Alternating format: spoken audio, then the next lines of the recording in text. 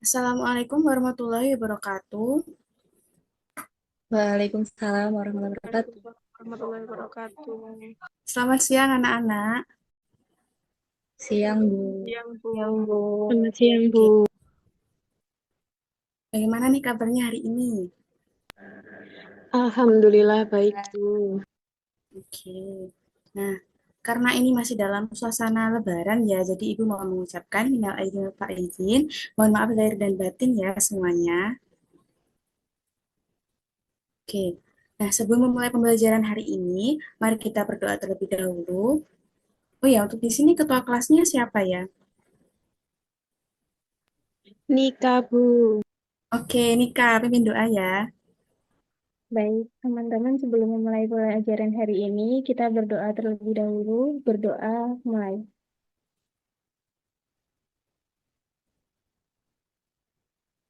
Berdoa selesai. Oke. Hari ini siapa yang tidak masuk anak-anak? Masuk semua, Bu. Masuk semua, Bu. Bagus. Hari ini kita akan belajar materi kelanjutan yang kemarin, yaitu pemusatan data. Sebentar, Ibu share screen. Oke, sudah terlihat? Sudah, Bu. Oke. Nah, sebelum itu Ibu mau recall dulu mengenai materi kemarin. Nah, anak-anak, statistika dari kata ini kira-kira berkaitan dengan apa? Apakah Anda masih ingat? Septia? Data, Ibu. Ya, betul. Berkaitan dengan data. Lalu untuk cara menyajikan datanya bagaimana? Diagram tentang, Bu. Rahayu? Iya, betul. Diagram batang. Lalu ada yang lain? Ada, Bu, diagram garis dan diagram lingkaran. Ya, betul, Retna. Nah, jadi cara menjaga data itu ada tiga ya. Ada diagram garis, diagram batang, dan juga diagram lingkaran seperti ini. Masih ingat kan anak-anak?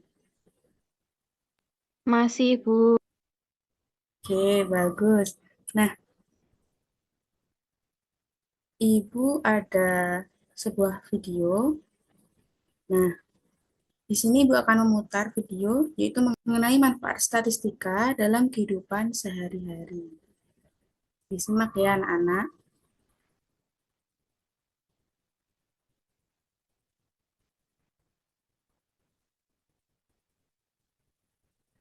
Pentingnya statistika dalam kehidupan sehari-hari. Kegunaan statistika dalam kehidupan sehari-hari yang dapat menjadi bukti bahwa bidang matematika ini sangat berpengaruh terhadap hidup masyarakat. Pertama, pada bidang pemerintahan, pemerintah menggunakan statistika untuk memperhitungkan beragam hal, mulai dari kesehatan, populasi, edukasi, dan lain sebagainya. Statistika memungkinkan pemerintah untuk menentukan langkah terbaik dalam mengambil keputusan berdasarkan data. Perkiraan cuaca. Data mengenai perkiraan cuaca dibuat berdasarkan fungsi statistik. Fungsi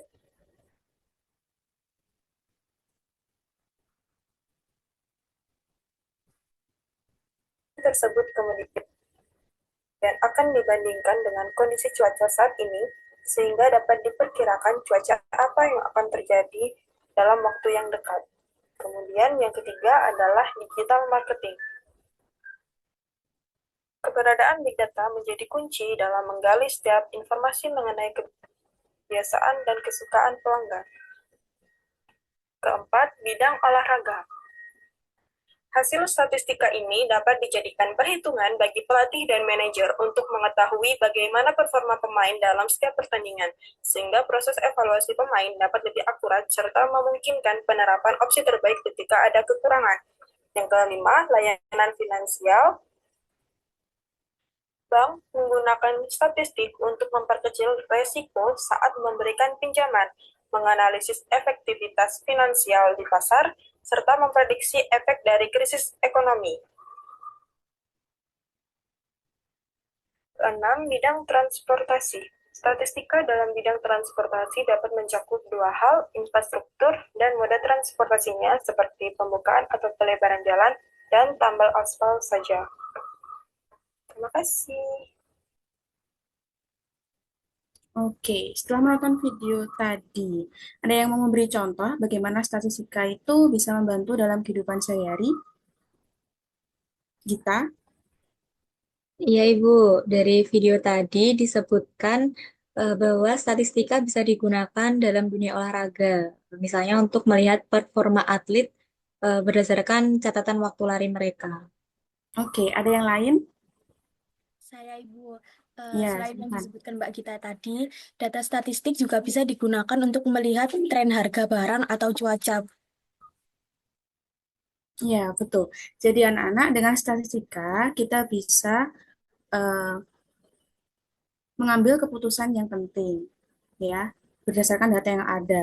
Nah, tujuan pembelajaran kita hari ini adalah supaya nanti kalian bisa menganalisis data yang ada dan menggunakannya untuk memecahkan masalah serta menarik kesimpulan. Oke. Nah, sekarang coba kalian bayangkan ya, misalnya nih, kalian sebagai seorang pelatih gitu ya, di sebuah SMA. Nah, kalian ingin mengetahui apakah performa atlet yang ada di sekolah tersebut itu meningkat dari waktu ke waktu dalam sebuah turnamen lari 100 meter. Nah, menurut kalian, bagaimana kalian bisa menentukan siapa atlet dengan performa paling stabil atau konsisten? Nasa, Mungkin bisa dilihat dari catatan waktu rata-ratanya, Bu. ya, ada yang lain?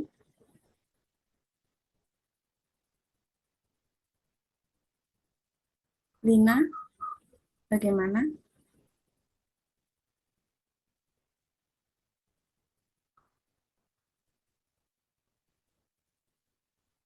Oke, yang lain.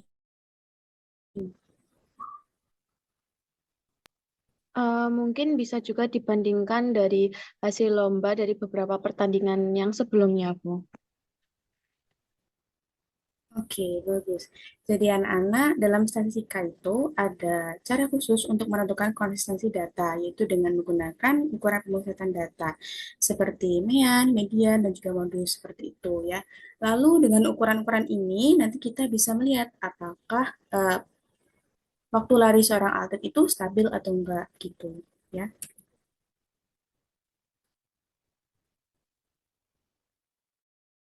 Oke, di sini Ibu ada sebuah permasalahan. Sudah jelas ini untuk permasalahannya? Sudah terlihat? Sudah, Bu. Oke, dibaca terlebih dahulu ya.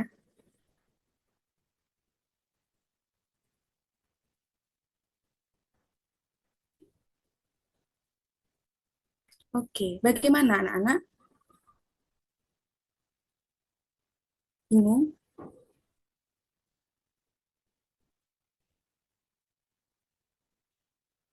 Bingung, Dapat Bu. dipahami, Bu.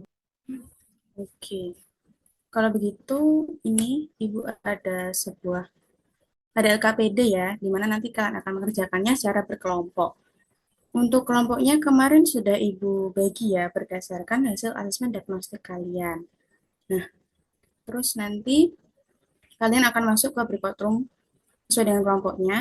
Tapi sebelum itu, Ibu mau menjelaskan untuk tata cara pengerjaannya ya. Jadi yang pertama nanti kalian isi terlebih dahulu identitasnya seperti nama kelompok dan juga anggotanya.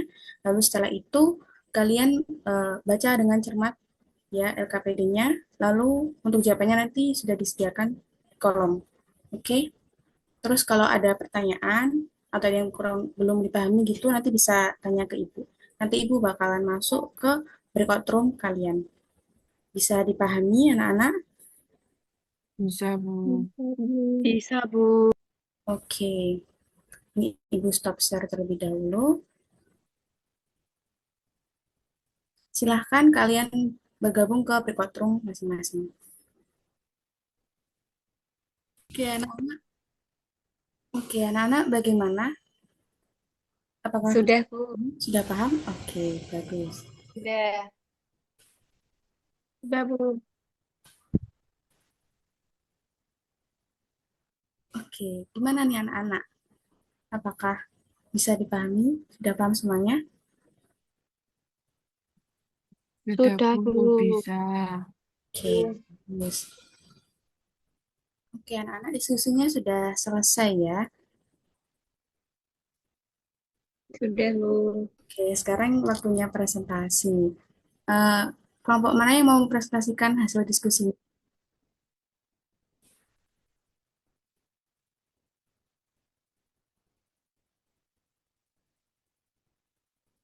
Kelompok satu, Bu. Ya, silahkan. Baik, Assalamualaikum warahmatullahi wabarakatuh. Kami dari kelompok satu yang beranggotakan Alvina, Alia, saya, Gita, Lina, dan Nika.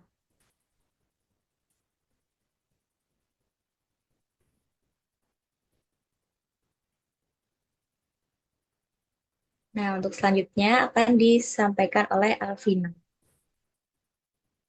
Oke, jadi di sini kami diberi masalah. eh, Pak Ruli sebagai Ketua RT itu ingin melakukan imunisasi untuk bayi di sekitar di daerahnya. Nah, namun Pak Ruli itu sebelum melakukan imunisasi melakukan penimbangan berat badan bayi terlebih dahulu untuk memastikan apakah bayi ini memiliki berat badan yang sesuai dengan standar kesehatan. Namun masalahnya di sini Pak Ruli sebagai Ketua RT itu merasa cemas. Apakah berat badan bayi-bayi ini sudah sesuai dengan standar kesehatan menurut WHO? Nah, di sini kita membantu Pak Ruli untuk menyelesaikan masalah tersebut dengan menganalisis data dari berat badan bayi tersebut. Boleh tolong digeser ke bawah, Mbak Nika?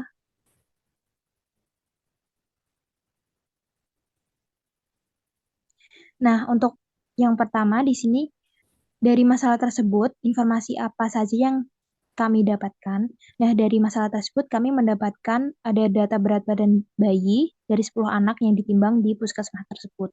Untuk yang nomor 2 akan dijawab oleh rekan saya, Mbak Lina.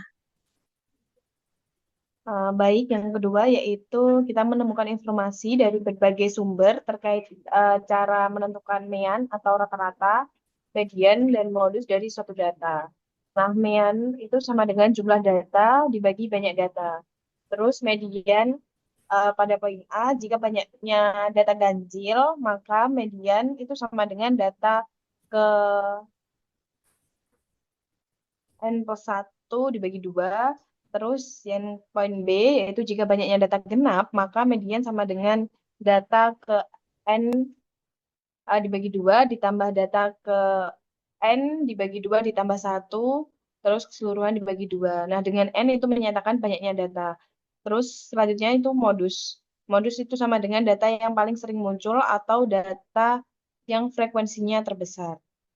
Selanjutnya dilanjutkan oleh rekan saya.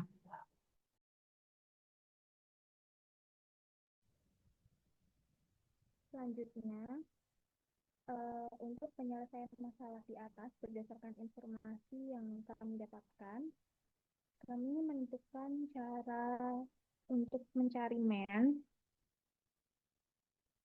itu jumlah data dibagi banyak data, di mana jumlah datanya di sini 56,3 dibagi banyak datanya ada 10 data, dan hasilnya 5,63. Jadi rata-rata berat badan bayi adalah 5,63 kg. D. Menentukan median. Nah, untuk kami menentukan median, ini kami menentukan urutan data dari terkecil ke terbesar. Karena jumlah data itu ada 10, yaitu genap, jadi untuk kami menentukan median adalah data ke 10 dibagi 2 ditambah data ke 10 dibagi 2 plus 1 per 2. Yaitu data kelima ditambah data keenam dibagi 2. Data kelimanya 5, data keenamnya 5, dibagi 2 hasilnya 5. Jadi mediannya adalah 5. Sedangkan modusnya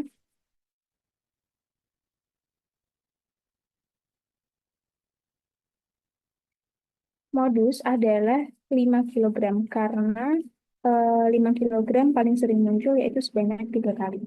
Selanjutnya nomor 4 dilanjutkan oleh teman saya. Untuk yang nomor 4, apakah mayoritas bayi memiliki berat badan yang relatif sama atau terdapat perbedaan yang signifikan. Nah, dari perhitungan kami mendapatkan median itu nilainya 5,63 kilogram, median 5 kilogram, dan modus 5 kilogram. Nah, modus dan median bernilai sama, yaitu 5 kilogram. Sementara median lebih besar dari median, artinya ada beberapa bayi dengan berat badan yang lebih besar dari 5 kilogram yang menyebabkan nilai rata-rata naik. Mayoritas bayi memiliki berat badan relatif sama, yaitu sekitar 5 kilogram. Tetapi ada perbedaan berat badan yang cukup signifikan antara beberapa bayi yang memiliki berat badan sangat rendah, 2,5 kilogram dan 3,5 kilogram, dan beberapa bayi yang memiliki berat badan lebih tinggi dari standar WHO, yaitu 9,5 kilogram, juga 10,5 kilogram. Jelaskan oleh rekan saya.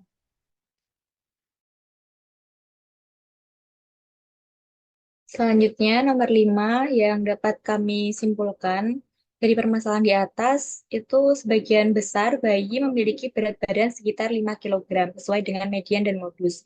Nah, rata-rata berat badannya 5,63 kilogram, sedikit lebih tinggi menunjukkan distribusi data tidak berat sebelah, tetapi terdapat dua kelompok berbeda, yaitu bayi dengan berat badan rendah sekitar 2,5 sampai 3,5 kilogram, dan bayi dengan berat badan lebih tinggi sekitar 9,5 sampai 10,5 kilogram.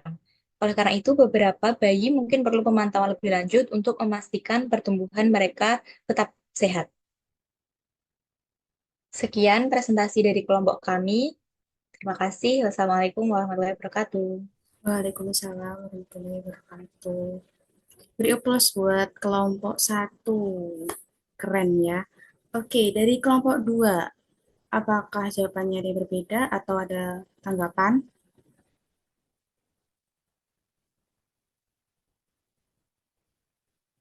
Kelompok 2. Jawaban dari kelompok kami kurang lebih sama, Bu. Oke. Sama, Bu. Iya. Oke, kalau begitu kita bahas bersama-sama ya.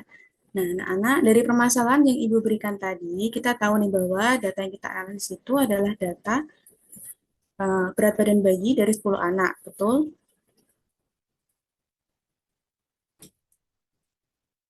Ya. Iya, Bu. Ya. Nah, dari data tersebut menunjukkan bahwa mayoritas bayi itu memiliki berat sekitar 5 kilogram. Terlihat dari modus dan mediannya yang sama. Lalu mediannya itu sedikit lebih tinggi, yaitu 5,63 kilogram. Nah, dari perhitungan tersebut, sekarang Ibu mau bertanya nih, apakah semua bayi itu memiliki berat yang relatif sama? Alvina, bagaimana? Tidak, Bu. Karena kan ada beberapa bayi yang beratnya itu lebih rendah, kayak 2,5 kilogram atau 3 kilogram. Terus ada yang lebih tinggi juga, kayak 9,5 kilogram atau 10,5 kilogram. Iya, betul sekali. Nah, artinya apa anak-anak? Artinya meskipun mayoritas bayi itu memiliki berat sekitar 5 kilogram, ada variasi dalam data yang menyebabkan nilainya itu lebih besar. Nah, kira-kira mengapa hal tersebut bisa terjadi? Aulia, bagaimana?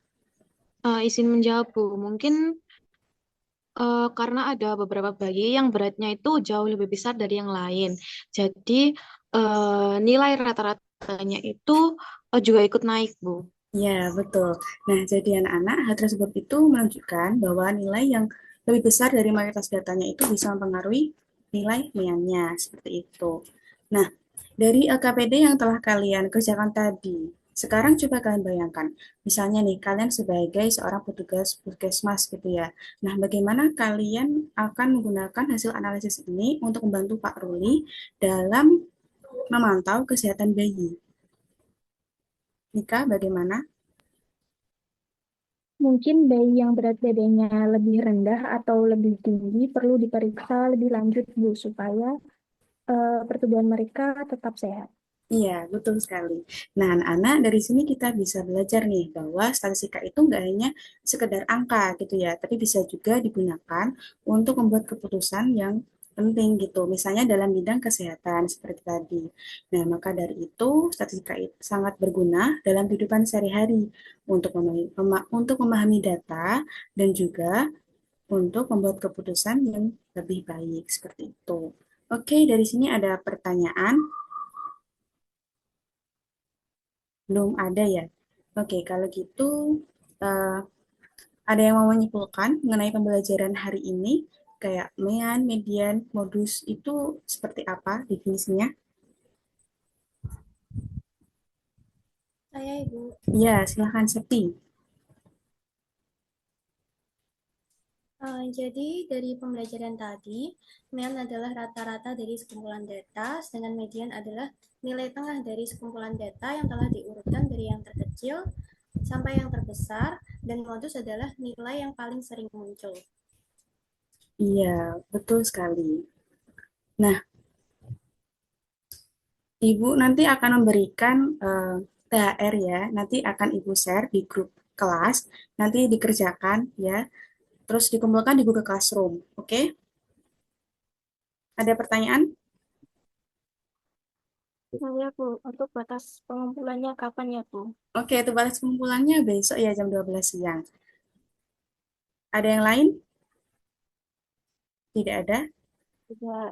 Oke, kalau begitu untuk pertemuan hari ini Ibu cukupkan. Tugasnya jangan lupa dikerjakan. Lalu untuk pertemuan berikutnya silakan kalian mempelajari penyebaran data. Sampai jumpa di pertemuan berikutnya ya. Wassalamualaikum warahmatullahi wabarakatuh. Waalaikumsalam warahmatullahi Waalaikumsalam wabarakatuh. warahmatullahi Terima wabarakatuh. kasih, Bu. Terima kasih, Bu. Ya.